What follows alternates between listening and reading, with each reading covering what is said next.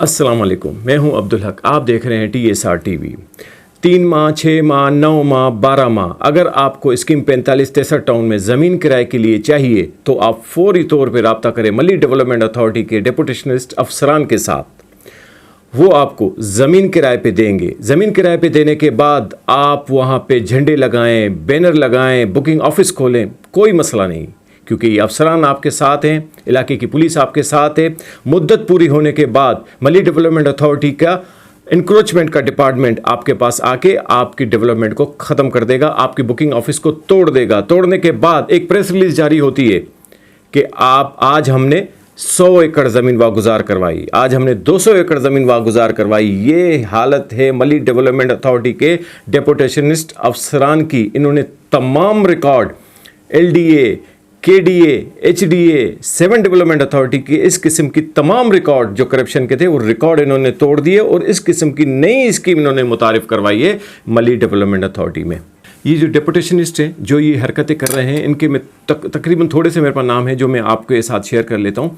सबसे पहला नाम जो इस वक्त करप्शन का बादशाह जिसे कहा जाता है कि ये मली डेवलपमेंट अथॉरिटी में ऐसे कोई शख्स हिला नहीं पाया और ना हिला पाएगा। यकीन रखें, इस शख्स को आज तक कोई हिला नहीं पाया। उसका नाम है इरफान बेग, जो KMC में 5 ग्रेड का वैक्सीनेटर, आज मली डेवलपमेंट अथॉरिटी में 19 ग्रेड का अफसर है, जिसके पास आज तकरीबन 5 ओहदे मौजूद हैं। दूसरा नाम मैं लूँगा अरशद खान का, जो कि इरफान बेग का प्रॉपर सहूलतकार है। इनमें 2-4 नाम और हैं जिनके मैं नाम ले रहा हूँ। नासिर खान, जिसे 40% के नाम से पहचाना जाता है। अगर आपको किसी भी किस्म का, कोई भी ठेकेदार का अगर आपको बिल पास करवाना हो तो फौरी तौर पे आप नासिर खान के साथ रब्ता करें, जो 40% पे आपको तकरीबन सारी बिलिंग करवा देगा। उनके साथ जो साथ देते हैं वो हैं अमीम सिद्दीकी साहब। उसके बाद आ जाएं आप आगा ज़ुबैर पे। आगा ज़ुबैर साहब 14 ग्रेड में 7 डेवलपमेंट अथॉरिटी से मली डेवलपमेंट अथॉरिटी में आज से 6 से 7 साल पहले आए थे। आज वो 18 ग्रेड में ऑफिशिएटिंग ऑफिसर बने हुए हैं। उन्होंने ना शालतीफ़ टाउन को छोड़ा, ना उन्होंने न्यू मलीर को छोड़ा। तकरीबन आप उनके नाम से बखूबी वाकिफ़ हैं। इसके अलावा मैं किस किस का नाम लूँ, जिसमें लईक शामिल है, अख्तर म्यों शामिल है, शायद मोहसिन साहब शामिल हैं। ये सब डेपुटेशनिस्ट हैं और ये जिनके मैंने नाम लिए हैं, ये तकरीबन लोग ये इतने ताकतवर हैं कि आज तक इनको कोई DG, कोई ADG नहीं हिला सका। कहा जाता है कि ये किसी सिस्टम का हिस्सा है। इनके खिलाफ मुलाजमीन ने मुसलसल कंप्लेंट्स की हैं। सेक्रेटरी लोकल गवर्नमेंट को, चीफ सेक्रेटरी लोकल गवर्नमेंट को मुसलसल खतूत भेजे। इसके अलावा PTI रहनुमा राजा अजहर साहब ने 4 खतूत चीफ सेक्रेटरी लोकल गवर्नमेंट को लिखे, लेकिन उसके बावजूद इनका कोई कुछ नहीं कर सका। उसके बाद राजा अजहर साहब ने चेयरमैन नेब और DG नेब कराची को खत लिखा। उस खत पे लिखने के बाद सेक्रेटरी लोकल गवर्नमेंट की तरफ से एक नोटिफिकेशन जारी होता है, जिसमें ये कहा जाता है कि 7 दिन के अंदर अंदर इन जो भी नाम आपको दिए गए हैं, जिसमें इरफान बेग, अरशद खान, नासिर खान और इसके अलावा 2-3 और लोग शामिल थे, फौरी तौर पे आप अपने डॉक्यूमेंट लेके आप सेक्रेटरी लोकल गवर्नमेंट की ऑफिस में आएँ। लेकिन उसके बाद हुआ क्या, आज तक उसके बाद 2 रिमाइंडर राजा साहब ने नेब चेयरमैन नेब को भेज चुके हैं और चीफ सेक्रेटरी को भेज चुके हैं, लेकिन उसको कोई नहीं हिला सका आज तक।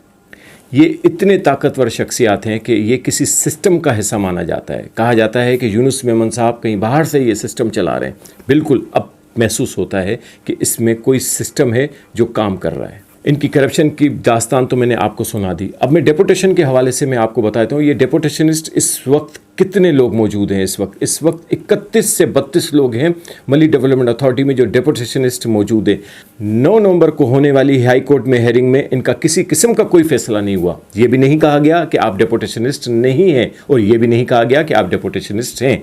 अयूब फाजलानी साहब का ये कहना है कि हाई कोर्ट के फैसले के बाद अब सुप्रीम कोर्ट में मैं जाने का सोच रहा हूँ। तो अयूब फाजलानी साहब को जाना चाहिए। ये डेपुटेशनिस्ट इस वक्त जो पावर रखते हैं तो ज़ाहिर है सुप्रीम कोर्ट ही इनका फैसला करेगी। इसके अलावा कोई ताकत इनको नहीं हिला सकती। आज मुसलसल इनकी करप्शन की बातें, ये मैं नहीं कह रहा, इनकी करप्शन आप सोशल मीडिया पे, इलेक्ट्रॉनिक मीडिया पे, अखबारात के ज़रिए आप देख सकते हैं, सुन सकते हैं। डेपुटेशनर वाला मामला है क्या? 1999 में सिंध हुकूमत की तरफ से एक बिल पास होता है। 26/1 सन 2000 को एक नोटिफिकेशन जारी होता है सिंध हुकूमत की तरफ से, जिसमें यह कहा जाता है कि 270 मुलाजमीन को MDA की 2 स्कीमें, जिसमें शालतीफ़ टाउन और तेसर टाउन को MDA में जम किया जाता है और उसमें 270 मुलाजमीन को उनके साथ भेजा जाता है। 2016 में चीफ जस्टिस ऑफ पाकिस्तान ने एक जनरल ऑर्डर पास किया कि जितने भी मुलाजमिन गैर कानूनी अपने दूसरे इदारों में मौजूद हैं वो फौरी तौर पे अपने अपने इदारों में चले जाएं। सेक्रेटरी जो MDA में उस वक्त मौजूद थे, उन्होंने सिंध हुकूमत को 9 लेटर भेजे, जिसमें सबसे पहला लेटर जो था वो 98 लोगों का था। उसके बाद जो दूसरा लेटर था वो तकरीबन 31 लोगों का था। उसके बाद तीसरा लेटर जो था वो 2 लोगों का था। इसी तरीके से 6 लेटर और भेजे गए जिसमें एक एक नाम था। और इसी तरीके से सिंध हुकूमत ने भी 9 नोटिफिकेशन जारी किए, जिसमें वही 98 लोगों का एक नोटिफिकेशन था, 31 लोगों का एक नोटिफिकेशन था और 2 लोगों का एक नोटिफिकेशन था। इसी तरीके से एक एक करके 6 नोटिफिकेशन और थे। 9 नोटिफिकेशन टोटल सिंध हुकूमत की तरफ से जारी हुए, जो कि डेपुटेशनर के नाम से कहा जाता है कि ये सारे डेपुटेशनर हैं, जिसमें 98 लोगों ने हाई कोर्ट से रब्ता किया और हाई कोर्ट ने ये फैसला दिया कि ये जो सारा ऑर्डर है ये सुप्रीम कोर्ट का है, हम इस पे कुछ नहीं कर सकते। सुप्रीम कोर्ट ने उनको देखा सही तरीके से, जो कि क्योंकि वो बिल के जरिए वो आए हुए थे, तो उनको फौरी तौर पे सुप्रीम कोर्ट ने क्या किया, उनको बहाल कर दिया। 2018 में ये सब लोग बहाल होके मली डेवलपमेंट अथॉरिटी में वापस आ गए। अब जहन में रखिएगा, मैं बात कर रहा हूँ 98 लोगों की। 98 लोग जो थे वो बहाल होके मली डेवलपमेंट अथॉरिटी में आ गए। इसके अलावा जो 2 लोग थे, अयूब फाजानी के साथ जो एक साहब थे, वो भी कोर्ट से बहाल होके वो आ गए। अब बाकी नोटिफिकेशन रह गया 31 लोगों का और 6 नोटिफिकेशन जो एक एक करके थे। ये टोटल जो डेपुटेशनर हो गए वो हो गए 37 लोगों में से ज़ाहिर कुछ लोग रिटायर हो गए और कुछ लोगों की ज़ाहिर इंतकाल हो गया। इस वक्त जो मौजूदा डेपुटेशनर है ये वो लोग हैं जिन्होंने किसी किस्म का कोर्ट में ऑर्डर नहीं फॉलो किया। इनके पास इस वक्त तक कोई ऑर्डर नहीं है जिससे ये कहें कि हमें कोर्ट ने बहाल किया है। ये वो 31 लोग हैं जिनका नोटिफिकेशन आप देख रहे हैं स्क्रीन पे, ये डेपुटेशनिस्ट हैं। बाकी कोई भी इस इदारे में डेपुटेशनिस्ट नहीं है।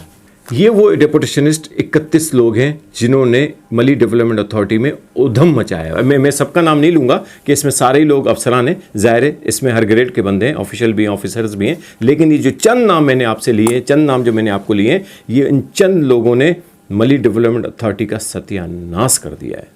ये बार बार ये दावा करते हैं कि हम डेपुटेशनिस्ट नहीं हैं। ये मैंने आपको क्लियर बता दिया कि 98 लोग और 2 लोग कोर्ट से बहाल होकर आए थे, जिसमें 31 लोग और ये 6 लोग, 37 लोग बहाल होकर कोर्ट से नहीं आए, जिनके पास अभी तक किसी किस्म का कोई ऑर्डर मौजूद नहीं है डेपुटेशन के हवाले से कि ये कोर्ट के हवाले से ये बहाल होकर आए। ऐसा कुछ भी नहीं है, ये डेपुटेशनिस्ट हैं। अफसोस की बात है कि इस वक्त तक मली डेवलपमेंट अथॉरिटी की स्कीमों की ये हालत कर दी है इन लोगों ने, लेकिन इनको कोई बोलने वाला नहीं है, कोई पूछने वाला नहीं है।